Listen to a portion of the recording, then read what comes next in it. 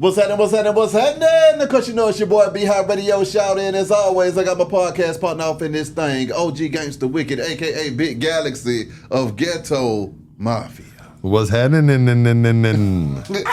Hey, Wick. First of all, man, if you were born in the 70s, if you was born in the 80s, and if you look me in my eye and tell me that you don't know who this man is that's sitting at this table, I'm going to call you a damn liar, son. Okay?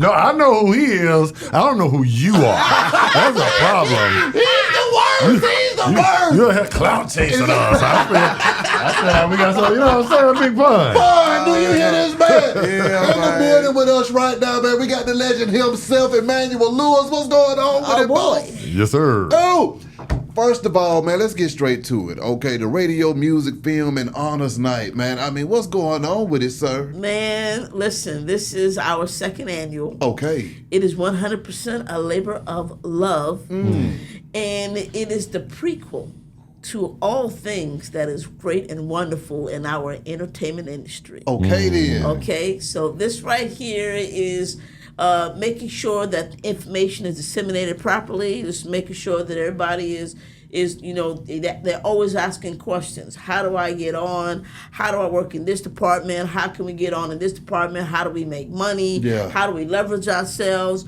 Where's the trends going? What's happening? Who's doing what? And then there's our honor night, right? And so then we're doing honoring. We're doing honoring in our hip hop genre. Yeah. We're doing the Southern Soul. Can't leave out R&B. That's right. So we're doing radio, music, and film. Okay, then. Of course, TV is in there too. That to me is automatic. Exactly. Okay, so that's we don't need to say that. That's automatic because that's part of the whole repertoire. But it's called Radio, Music, and Film Summit. What was it that made y'all decide to do the summit? So again, we have a lot of plans, and this is part of. You know, we have a lot of action going on in Georgia. We're number one in film industry in Georgia, right? And I've been here since like 87. I think I bought my home here. I think I was 16 or something. And so it was something that I knew was coming. I told a lot of my friends, Atlanta's going to be the ticket, right? Okay, then. And they were like, huh? What? And then really quite, they looked at me like a puppy dog, you know, with the face going this way and that way. And they're like, what are you talking about? I said, because number one, it's a right to work state. Yeah. Okay, and there's no Unions. Yeah. Okay, and we have decent weather. It doesn't get the worst like up north, up top. I'm from up top, so I can tell you we get crazy weather back in the day. That's right. When I was living up there, and so the opportunities here it's growing, it's budding, it's a new city, so to speak. Even though I know it's been here since the 18 whatever. But it's still, it's still young. Younger than Chicago, younger than New York, Detroit, younger than all those places where you have so many major Fortune 500 companies here. And it's still growing, and it's growing with us. It's growing with our demographics. That's right. And that's awesome. Yeah. And so it's just time. So we have some other things that we're looking to do. We're going to do some more production stuff on that side. I'm retired as an actor, but I'm not retired as someone who loves in being in the entertainment business. That's right. That's right. I will always be a businessman. I'm not retiring. I'm not ever retired from that. Exactly. But I am definitely retired. I've retired from being an actor. But I have my company. We're going to be doing a lot of production, movies, and music, and just the whole gamut. And so this is the nonprofit side. This is a 501c3 organization. And so our event that's coming up, July 16th and 17th at the Hilton Atlanta Airport. This is something serious that we're going to be able to share with people. Different lights. We're going to be going into cartoon industry to explaining on that side. This is just the explaining side where people can learn, get put on workshops, things of that nature, so that they can learn what it is to get in. And if you are in the industry, but maybe you're not living in the A, so you're not plugged in. Yeah. So we're working, with plugging you in to, who's doing what, different studio, and here's contacts, and kind of reach out. Back in the day when we in Cali, if you wanted to get put on. Mm-hmm. Sorry about that. It's all good. That's money right there. I'll be right back. Daddy will be right back. Okay. Yeah. That's money. I have weekly calls with our partners. Money. With the money folks, and partners and things that I don't. I ain't mad at that. Like in LA, like I was about to say, in LA we had a book, and it was like the Hollywood Reporter, and there was one for music and distribution and stuff like that back in the day, and it helped you like get put on to knowing all the production names, where they're located, telephone numbers, websites, all these different things. And so that doesn't exist anymore. True. And that got bought out, right? And so, like, where else do you plug in? Yeah. So as we, go to our websites and things of that nature, and as you come to our conference and learn, if you're, there are folks. Man, it wasn't even 10, 15 years ago that a lot of the industry ran from LA to Canada. Okay, and they had like a 10, 15-year waiting list of all the movies they were doing because the currency was cheaper, taxes different. Yeah. If you went on a Native Indian reservation, that was no tax. Yeah. So they were doing like movies and projects hand over fist over there, and we were able to recapture some of that love by having the tax credit that we have in Georgia. Right. And so now that runoff business that the DGA and the Writers Guild put together is a runaway project, that's something y'all should read, okay? Y'all get a chance, you gotta find that runaway project, runaway business that the Writers Guild and the Directors Guild put together, and it really helped understand the importance of tax credit. It really helped the importance of keeping and vying for the business in the United States. We do very well in movies and in TV in America. Yeah. But India laps us like by 8 to 10 times. They do quadruple, 8 times more movies than we do. Okay? But this is ours industry when you come to this, North America status. We do this over, and Georgia just happens to be number 1 out of New York and LA. That's crazy. So that's a big deal right now. Exactly. And so now with Georgia having been that for the past 5 years, you need to, and we're still growing. The more studios are growing here. That's true. For so many years, So many this was the studios. hub of Warner Brothers. Yeah. But they never had a studio here. So now they have a studio here, and now others are coming here, and others are building a studio here, and it's just going to get better.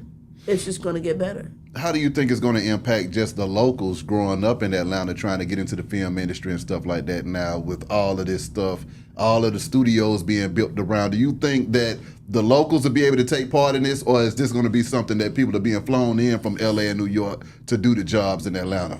Okay, so that's a two-parter because I'm assuming you're associating it mostly as the employees of the studio, as in maybe the writers or the because we had a conference about this about 5 years ago. Okay. Over at John Hope Bryant conference. Okay, and I literally spoke on that issue right there. Yeah.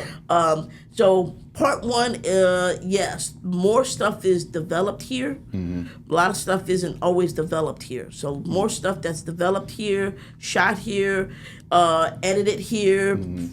Finished in post here, that's going to add more people doing that here. But another element that really shouldn't underestimate the goodness of having things shot here is that there's a lot of business that products and services are being used because the studio is in their Backyard. the right. Yep. So you got goods and services.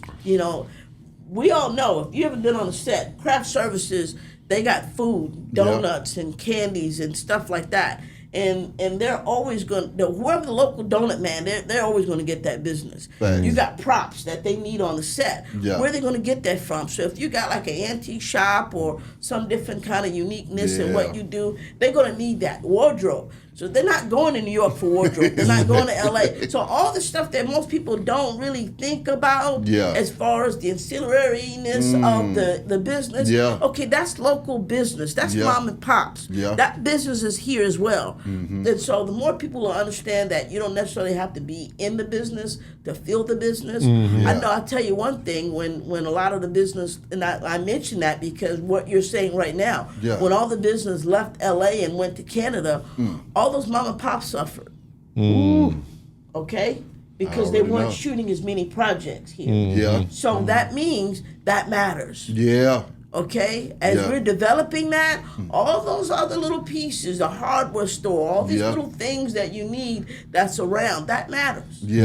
So don't sleep on all the other small stuff that might be needed. There's constantly cars and videos. Somebody's got cars, old cars, period pieces, the clothes, the hats, glasses. You're when you're in a time piece of a project, that like you're not putting new school music to that. You're doing old school music. You're doing old school glasses, cars, watches.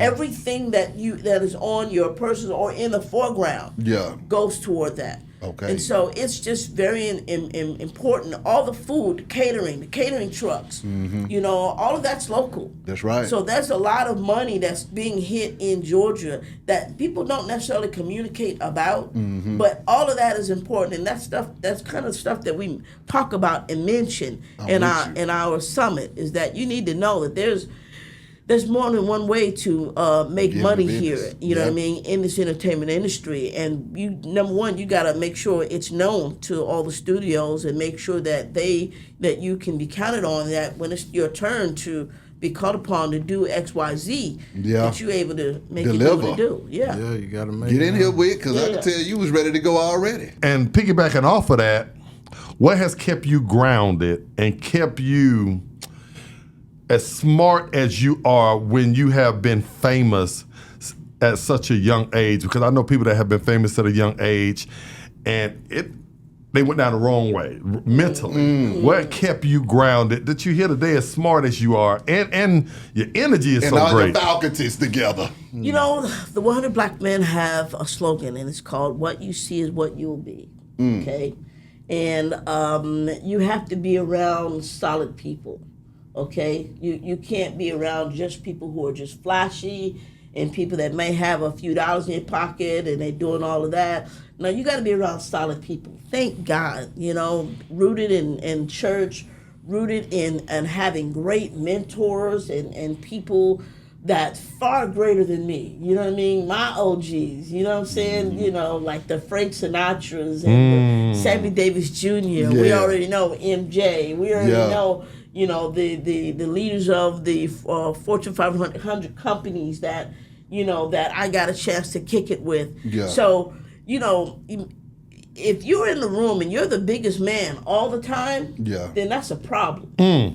Okay, that's the problem number one. You can't always be the big G in the room. You know what I mean? You better get yourself small by being in a room with a bunch of other big G's so you can learn what it is to be an OG. You know what I'm saying? This ain't something that you stumble upon. This is something you learn and understand how to deal with people, how to deal with situations and life, how to live life. So I'm going to say, first of all, we're always going to give honor to God first and foremost. Right? But we also going to understand that, faith without work is dead. You got to practice this stuff on a regular basis as much as possible and be around good people. We just lost so many great icons. My great mentor, Tommy Dortch, was the chairman of the 100 Black Men. And we just lost William Picard last week. He was, Mr. Detroit, casinos. And so Like you just gotta have some real great people. Curly Dossman. The other day we was at the convention. I was like, listen, I'm 2 G's down. I need a new mentor. Yeah. I mean, I've been known him for years, but my quota was full, but I'm down a couple, so I have to go back and go get me some more. Yeah. OGs that's been there, done it before me. I mean, they just that gangster with their knowledge. You ask them a question, and you have to qualify them before you can have them to be an OG. Yeah. Okay? So I qualified him. He didn't even know it. I asked him some really quick questions that I really needed to know the answer to. And he just spit it off while he drinking his tea. Yeah. And I'm like, okay, we good. My OG now? Okay, good. So having a mentor is huge. Yeah. I don't care how old you are. There's somebody else older, more wiser. You know what I'm saying? And so we as a people, we can't have the mindset that we know it all. That we done got all that we need. No, I'm never gonna have that. I think until all my mentors are done, then I'm gonna have to go find me somebody else. And sometimes you can find yourself a young mentor. Because if they are, if they don't get too crazy about that, there are some young cats that are expertise in areas that you have no idea on how to do it. I spoke to one of my business partner, Orlando. We have a tech company called Befriend Me that's coming out.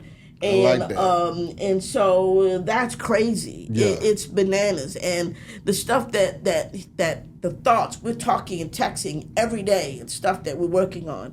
And it's just amazing on all the stuff that he understands about tech. And I love everybody that knows me know I'm a tech guy. But this guy right here, he done went to college for it. He's doing this every day. He's got his kids doing it for fun. Yeah. For fun. They're creating programming and games themselves. Oh, look at what I did. Yeah. You know what I'm saying? And so, these are just, this is the way of the world, right? We gotta plug in to each other. I want to get one more for it because I know you. Because I'm about to go in. Because you're not going to give me the camera back. Yesterday, we did a video, Behind Now.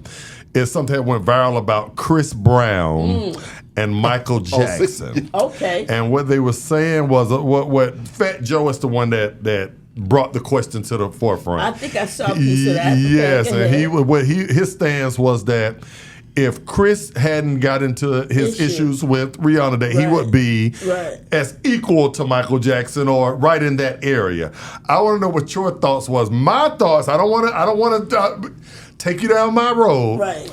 My thoughts. No, it's not close. There's Michael Jackson, and then there's everybody else. I'm gonna give you an honest answer. We would never know. That's true. That's true. That's true. We can get straight to the.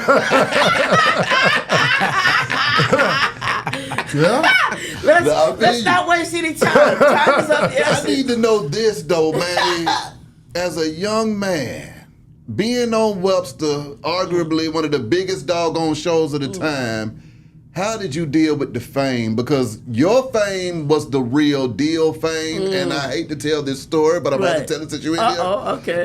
We was at Shannon Mall. The year might have been 1991. Okay. And here comes Manny walking down the hall. Oh, my God. And me and my brother said, hey, Daddy, that's Webster. Oh, my goodness. And my dad said, well, go get him. And we traced you around the doggone mall. Okay. How did you deal with the fame with crazy kids and grown-ups chasing you everywhere and knowing you everywhere you went? I just got to tell the truth. I love my people. Let's just start off right there, okay? I love my people, okay? Yeah. There's a type of energy that you get from people. You can either be around people and they drain you by the end of the day, or you can be around people that charge you by the end of the day. You hype for no damn reason whatsoever. Yeah. Okay? And so that's what I mean. I love my people. They charge me. You know what I mean? They're like their energy, excitement, enthusiasm, and which is fun is like I'm looking around like who they talking about? Who's here? You know, I'm looking at the mall. I'm looking around like who came to the mall? Like who's here? You know what I mean? I didn't realize it was coming from me.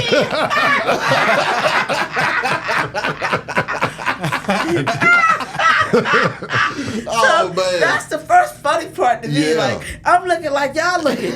Somebody here? Who's here? It's crazy. Because that's certain people that gets me excited when I seeing them. You know what I mean? The old school that was.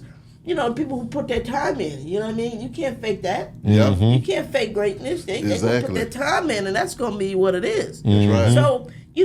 Listen, back to the original question, like you were saying, a different a way of saying it. But man, I just, wow. Can I give away the secret?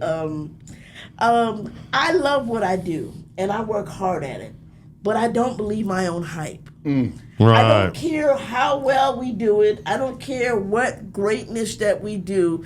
There's a piece of me never fully believing it, if that makes any sense. It makes great sense. I understand. So it's like I have an internal reset button. Okay, so at the end of this month, June 29th, I'm getting a lifetime. Matter of fact, I didn't said this publicly. Y'all getting a new. Okay. Yeah. Oh. So I'm getting a Joseph R. Biden Presidential Lifetime Achievement Award. Okay? Yeah. In Memphis at the end of this month. I haven't said this to anybody publicly. Yeah. And so when they said to me that I'm in the runnings, I'm like, y'all got the right person? You know what I'm saying? Like, y'all sure y'all talking about me? Right? Like, little old me? Like, what? Like, yes, we know what you've been doing. We've seen all the stuff and the homeless, and you quiet about it. Yeah, you don't promote it and all that. But we, like, come on, you think nobody knows? Yeah. I'm like, yeah, I don't think nobody knows. You know? And they're like, yeah, because they know. And to be someone to nominate you, and then they tell you, a letter, you're getting it. We selected you. Yeah. So it's an honor. It's a huge honor. It took me at least 2 weeks to even fathom how they know about me. Right. As if, like, my sister, rest in peace, she passed away like 2 years. My sister would always tell me, and I really loved it because I always just thought she was joking, and in a way I kind of still do as part of my reset button. Yeah. You know, make your head go from here to back here again. And she would always say, "You're not regular." She said that to me. She ain't said that to me 1,000 times. She ain't said it once. Yeah. She says, "You're not regular." And I'm like, well, I put on my pants kind of regular. I use regular soap. I ate what you ate last night. Yeah, but most of us don't have 6'4" idiots running us down in the mall. I think that's what she means. That's what I think she meant by you. I was a kid at the time. So, I don't know. I love it. I do what I do. I love what I do. I never did it. Like I'm in that age where I didn't know what it was to be a celebrity. I didn't get into this business to be a celebrity. Yeah. I didn't get into the business to be someone that people noticed. I just thought it was something dope to do. Yeah. Right? And then, you start taking it serious and more serious, and you're getting more jobs. I mean, and so you just matriculating through the entertainment industry, first from commercials, then I did music, and then I did like a TV movie, and then I started doing concerts. I had #1 hit song in Japan. Many people have heard this like 1 trillion times already.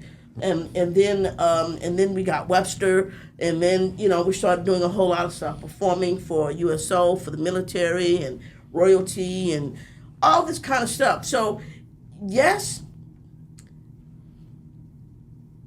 But at the same time, it's like, okay, we did that.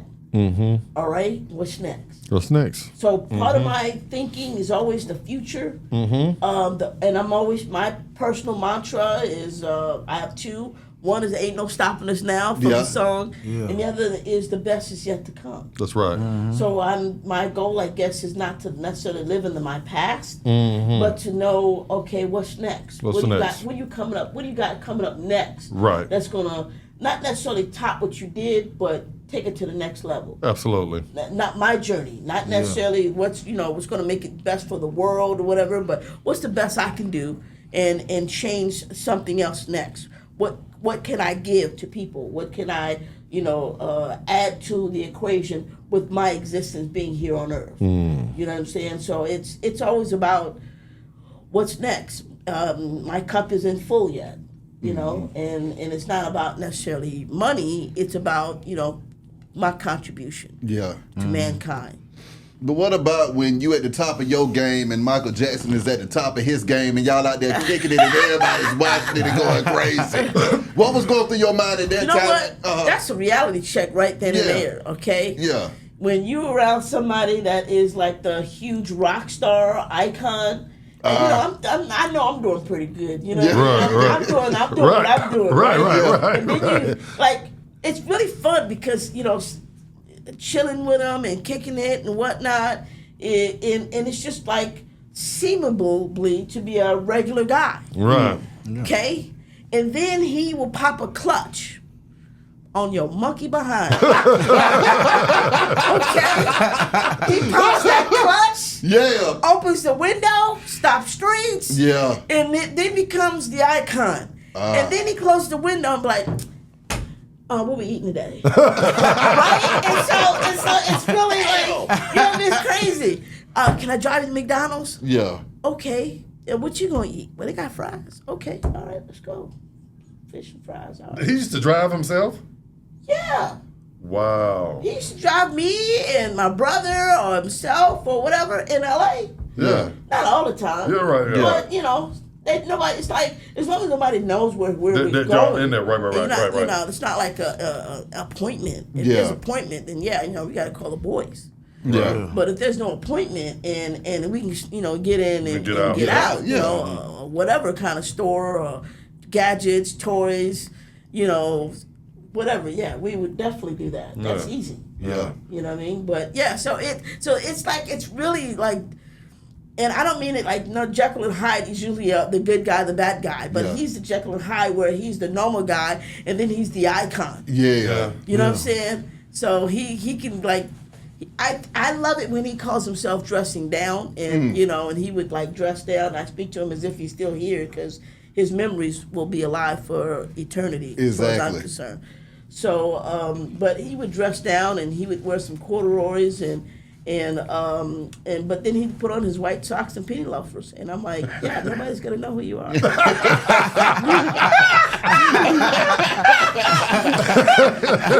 Sure. Nobody's gonna run through the mall chasing him out. You're good. I ain't gonna tear you down.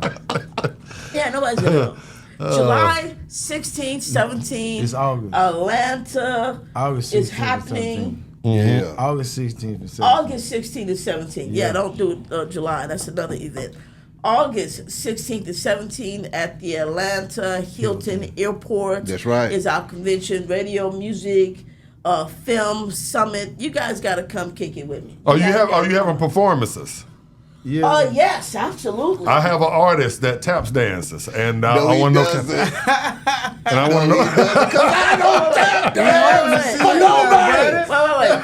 Is this some Savion Glover type of dance? He accuses me of being a tap dancer, and I don't tap dance for nobody, Manny. Wait, man. does that mean you can really tap dance? No, I can't. He just accuses me. Because I'm a of tap doing it. dancer. So you talking to the kid right now. You know what I mean? You gonna break Don't us make me down. battle you. You just make me battle you on this show, Manny. No, hell no. We gotta just say that for another time. We gotta say that for another time. My My teacher would say, man, Sam would say, shut up.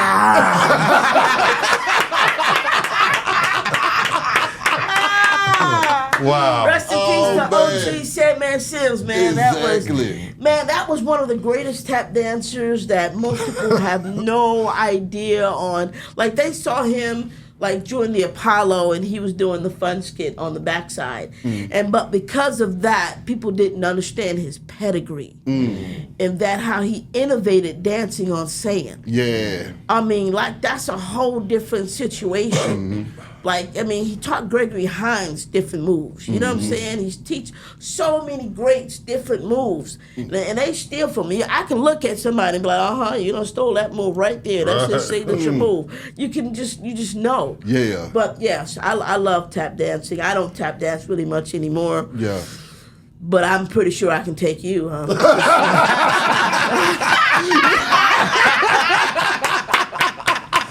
Oh, that's the best. This is the best.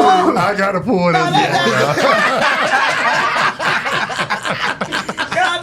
But you know what? Who's a great? So, no, we got some great dancers that are still. My great friend Dule Hill. That boy's a tap dance kid, and I don't care how old he is, how many children he gonna have. He will always be the tap dance kid. Okay. What about Sammy Davis though, man? What was it like kicking it with him? You know what?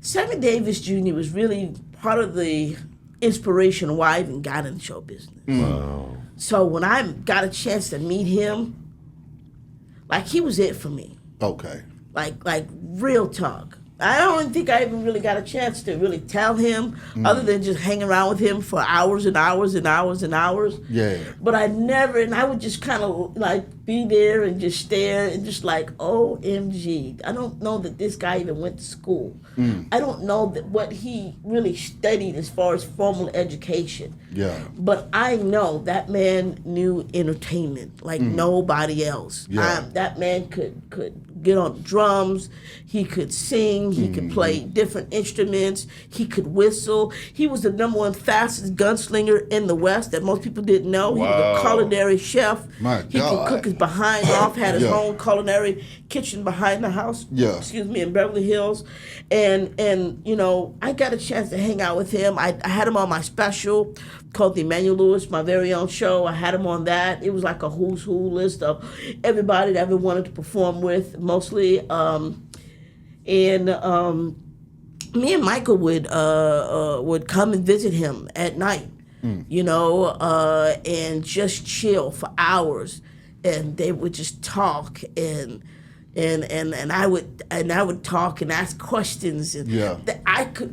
I'm mostly a fly in the wall. I'm sitting right there with him, but I'm like a fly in the wall because, yeah, I'm too young to add anything to that conversation right there. Yeah. You know what I'm saying? Yeah. Like, these are two OGs. You know what I Yeah. mean? That's how I'm talking. That's how you Yeah. stay humble, right?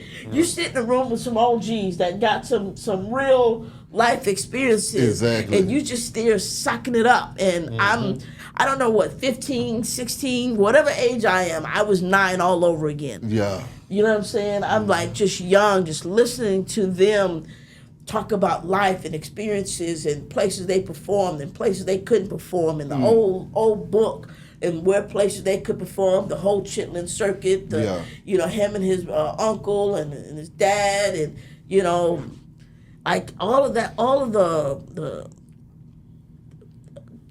man, stories that I probably would take to my grave as far as, you know, the stuff that they was able to say in confidence. And it just was just so dope and so much experience of life. Now, he may not, like, there's a really interesting thing that people who may not be book smart, but man, they ain't some hell of a street smart. Yeah. You know what I'm saying? And what they're able to get is just, man, it's just a miracle that he even got through in life the way where he got through in all the ways, in all the people he performed, the Count Basie's.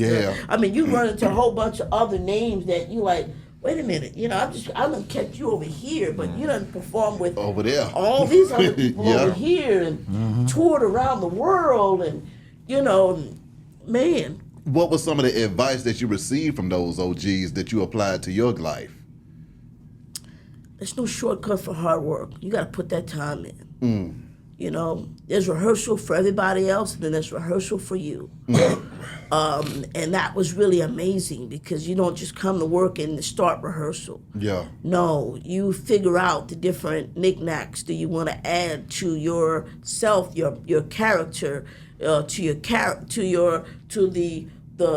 business of, like, the acting of business without words, the acting of business with words, the fidgeting, but in character, just there's so many nuances to entertainment. And then when you're ready to shoot, you forget all of it and just be. You know what I mean? Yeah. 'Cause you done added so many things and arsenals to your toolbox.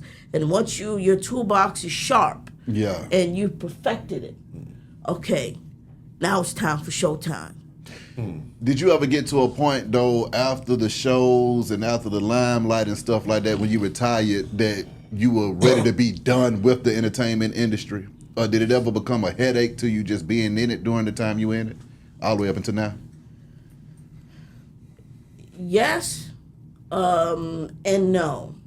Like, the beautiful thing of my life is that, you know, a lot of things have always matriculated from one area of entertainment business to the next.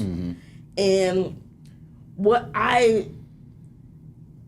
again, I didn't do this for the being celebrity. I know that's what everybody usually likes. They like the attention and the money. Don't get me wrong, they have their time and place in your world where they become helpful and then they become not very helpful. Okay, so there's a place for it. It ain't all gumdrops and Exactly. Tootsie Rolls. So I wanted to make sure that as I got older, I wasn't still entertaining. I didn't want to be the OG still trying to get a job or still trying to be in the business. And, you know, no, I realized that these people that I thought so highly of control their own destiny. And so when I was able to see that through all the different deals, like I remember coming in and Mike was working on that deal. He's working on that $1 billion deal of trying to make sure he get the publishings and all of that. You guys know the catalog stuff. Yeah. And I came in and he was like, and he's on speakerphone and he's doing all of this. And you know, at the end of the day, it's for legacy. You know what I mean? You want to leave legacy and you want to leave generational wealth for your family and whatnot. But at the same time, you want to pick and choose. You want to start to cherry pick. That's something I didn't really learn very early on until I started getting a lot later. I'm going to college and start hearing certain phrases that people use. And you're just working to be working. Okay, I don't know that anybody could be Samuel Jackson. Okay, that man is a workaholic. That's right. I don't think he likes his home very well. Okay, because he's always in somebody's movie. Exactly. Right? No, but he's got a mansion. Don't get it twisted. But, That's right. but I want to make sure that I'm in a position to usually cherry pick. Yeah. I want to call my vacations. Holidays. Yeah. Okay, America, we take vacations. We get a week, 2 weeks. Europe, they take holidays. They take a whole month off. Yeah, so when you travel, you start learning about other cultures. You start learning about, okay, what's great about America and what's some of these things that I need to add to my repertoire, the things that I like. Yeah, because, 2 weeks was great, but hell, I was tired by the time I came back home. Yeah. I wasn't there long enough to rest. I'm trying to take it all in every day and go to this place and that place. Yeah. When I get home, I need a couple of days off just to recoup from my vacation. Exactly. Yeah, because you went on holiday. Ooh. Okay, with that being said, It's just a different mindset. but no, You know I'm what I with mean? you 1,000% on that. I want to know, how was your friendship with Michael when he started getting all of the allegations against him, and how was he dealing with that at that time? And as a friend, how were you able to kind of help him through it? He was very upset. You know what I mean? Something that that is like near and dear. Performing for the kids.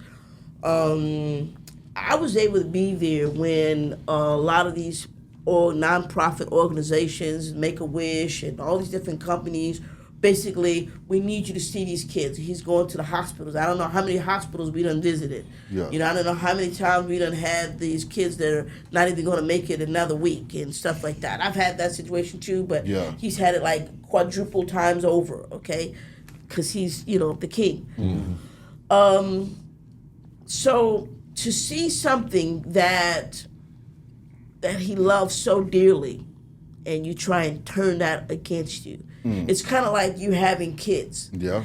And all of a sudden now they're turned against you, and you're being accused of something that you have no there's nothing in your being that will allow you to even think the way that they're even talking. Mm-hmm. You know what I mean? So to have something come against you that you love kids because he didn't have a childhood. My childhood was a little bit different too. That's why we had so much stuff alike. Yeah. Because I started off early and he started off, even more earlier. Yeah. You know what I mean? And so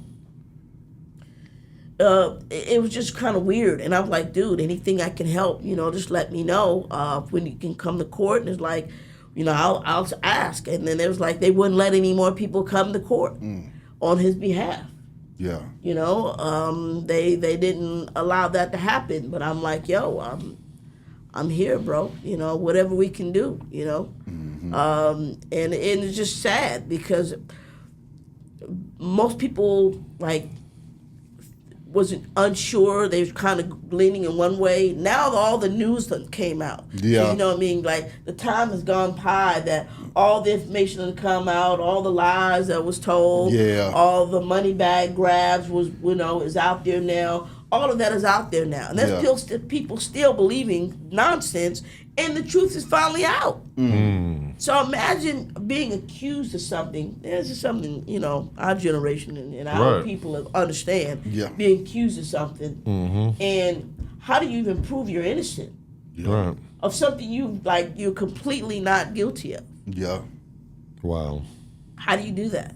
So it's pretty wild. It's pretty crazy. I mean, somebody could label me something, and then I'm gonna well, no, that's not me. And if I don't answer, well, he's not mad enough, so he's got to be guilty. Right. Or if you answer, it's the other way.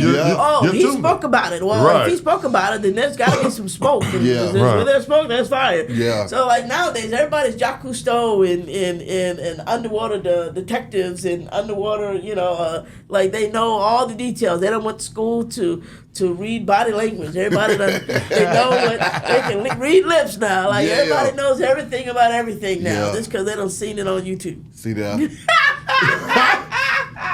What was it that made you go to Clark Atlanta University? I went to Clark myself, so what was it about that school that drew you there? Yes, yes, sir. Yes, sir. Yeah. He was actually a teacher too there. Yeah, I taught radio there as well. Did you? Yeah. Get out. Yeah, for 4 years. I'm just the opposite. We don't even want to hear your story. I was out there cleaning y'all cars and stuff like that. Bruh man from the fourth floor. Bruh man from the fifth floor. We on this side of the table. Really? Don't join him, boy. Leave him over there by himself.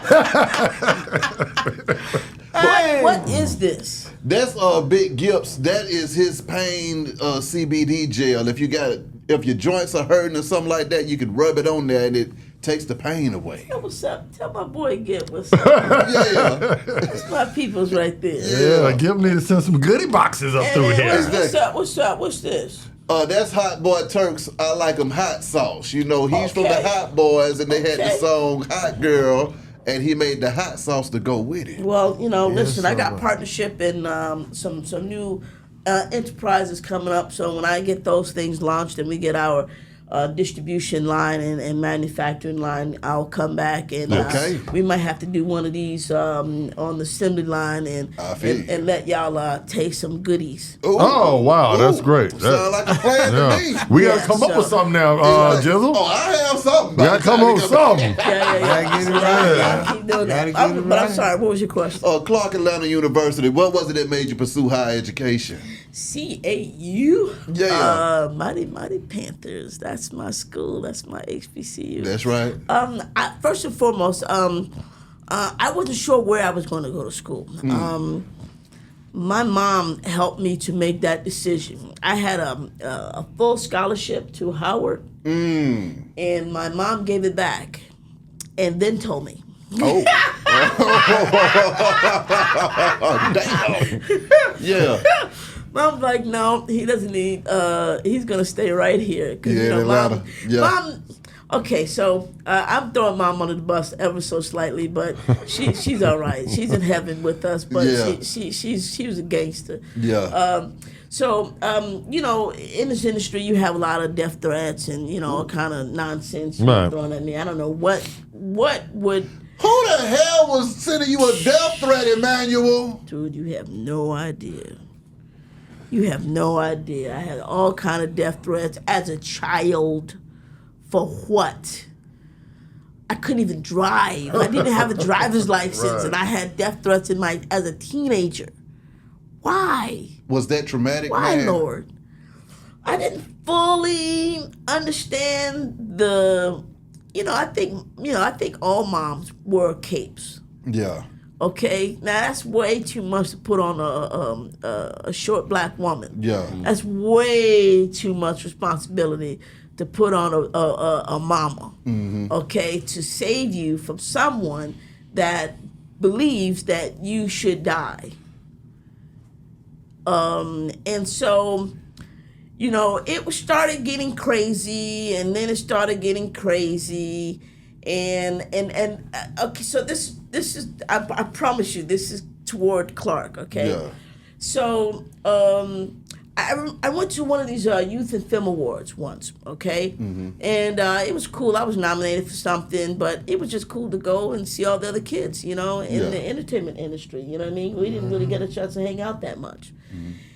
I'm working, 5 days a week, you know, so that's pretty much that. I saw a sound stage, you know what I mean, for the majority of my life, for that period of time of 6 years in there, and then sound stages for doing commercials and this, that, and so forth, and touring or whatever.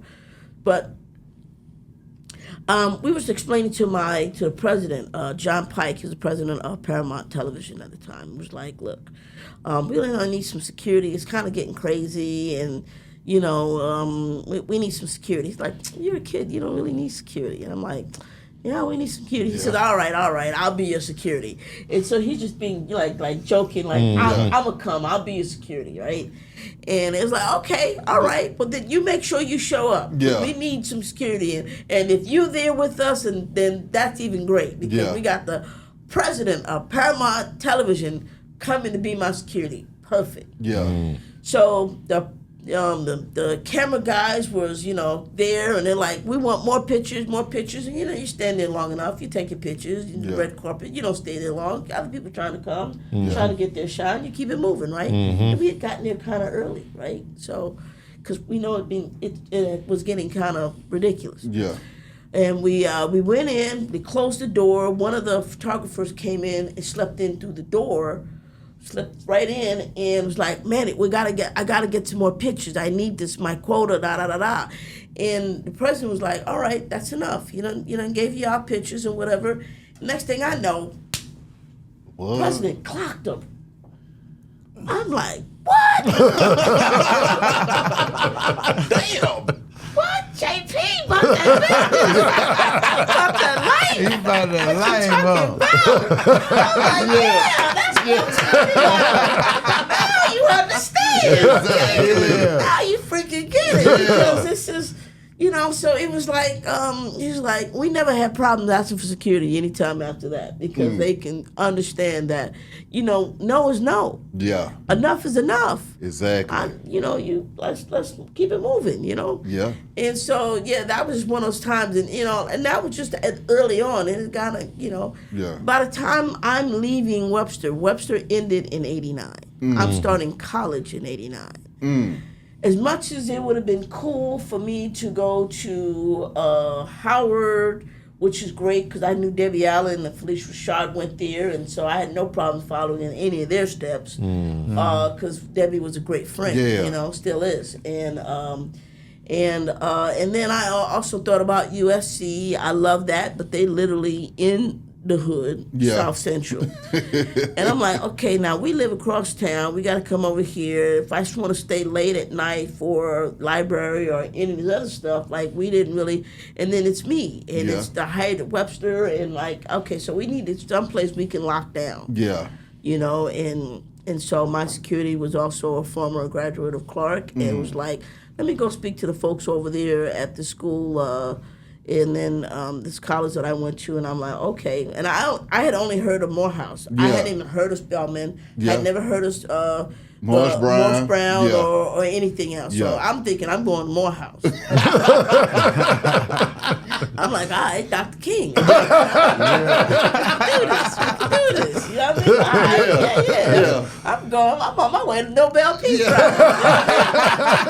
I thought, distinguished brothers that went to Morehouse got a Nobel Peace Prize. Yeah. You know? And I was like, no, you're not going. We're going to Clark.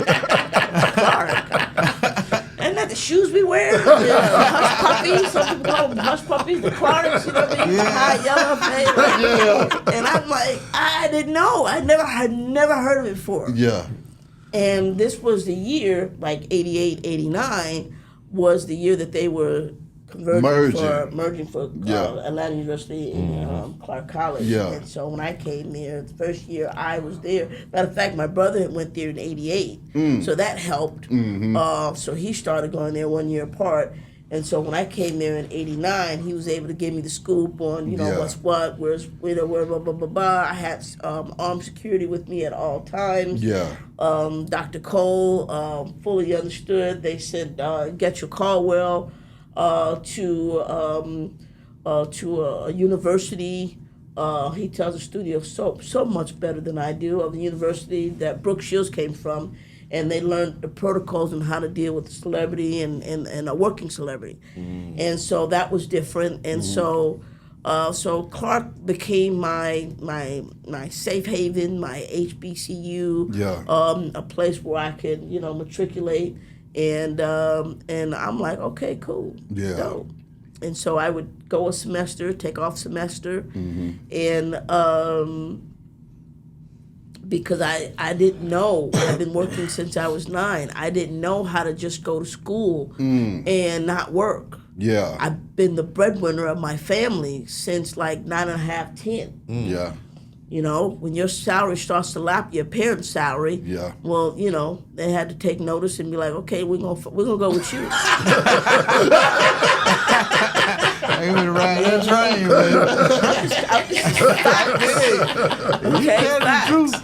I remember my agent and my accountant sitting my mom down independently. They didn't even know each other like that or whatever, but they independently says, I don't know if you realize if you looked at these checks coming back to back. We might need you to, because I'm going on auditions with my brother, my grandmother, and my sister, and, different folks that can take me. Because she's working 9 to 5. She's on a 40-40 plan. Yeah. She's trying to really, get that retirement life. You know what I mean? And I kind of changed that up a bit.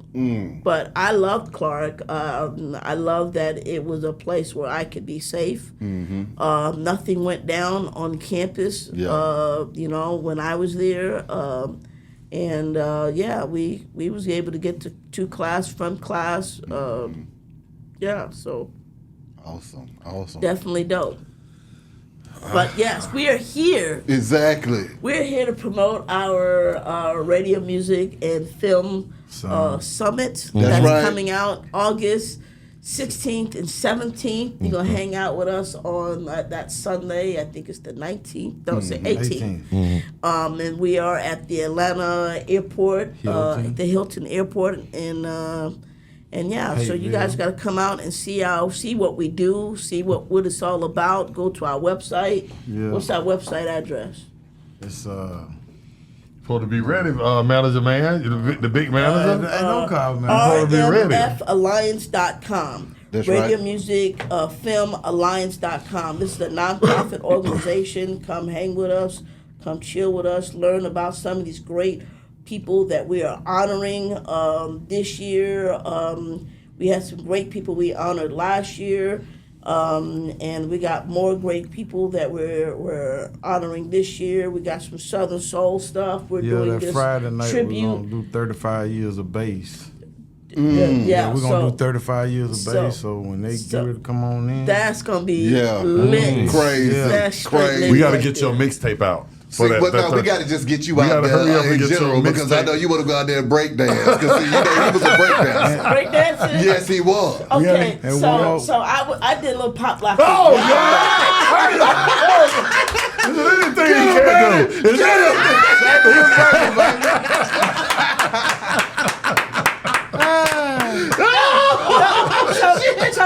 So here's the fun part, right? So I'm from New York, right? Everybody knows I'm from Brooklyn, right? Right. Yeah. But in New York, like if you could dance, you had to choose one of the elements of hip hop. Now it wasn't said that way, but that's what it was. You had to get in where you could fit in. That's right. And so if you were athletic, you would break dance. Right, Yeah. Okay? right. If you were not athletic, you pop locking. That's why you are the pop lock. That makes all the sense. You the pop lock. I'm the tap dancer. My brother could do windmills. Now the one thing I can't do anymore, but I used to do the spin on the head. The thing, spin on, the the spin-a-roni. cardboard in the head. So that's what I used to do back then. That was a lot of fun. Yes, sir. Wow. You guys got to come check us out and enjoy. But yeah, that was a lot of fun stuff back in the day. Exactly. Well, Yeah. Manny, thank you so much for coming through this thing, My man. pleasure, my pleasure. Wish you nothing but Yes. the best and much success, Pun. Yes. Already, man. appreciate you, baby. Yes. Wig, I don't like you. I see y'all later. Be High Radio, shout at Big Galaxy, Emmanuel Lewis. Pun, we All gone. right.